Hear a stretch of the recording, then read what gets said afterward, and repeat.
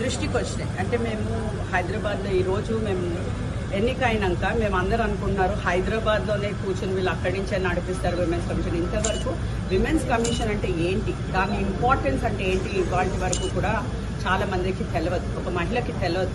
ఈరోజు awareness create చేయడానికి మేము హైదరాబాదే కాదు, హైదరాబాద్ వదిలి అన్ని డిస్ట్రిక్ట్ కూడా, అన్ని చిన్న ప్రాంతాలు మండలాలకు కూడా వెళ్ళి మా మహిళలు వాళ్ళ ఇంపార్టెన్స్, వాళ్ళకి ఏంటి అసలు అవసరమైంది ఏంటి, వాళ్ళు సఫర్ సైలెన్స్ లోపల వాళ్ళు ఎక్కడా కూడా సఫర్ అవ్వకూడదు, ఒక మహిళ సఫర్ అవ్వకూడదు, ఆమె బయటికి రావాలి.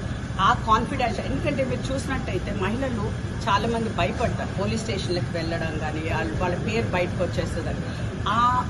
మేము ఆ హోప్ ఇస్తున్నాం వాళ్ళకి, అంటే మీరు రావాలి, ఎక్కడ కూడా మీ పేరు బయటకు వెళ్ళదు, కానీ అట్ ద సేమ్ టైం మీకు జస్టిస్ దొరుకుతుంది అన్న ఒక దీంతో మేము ముందుకు వెళ్తున్నాము.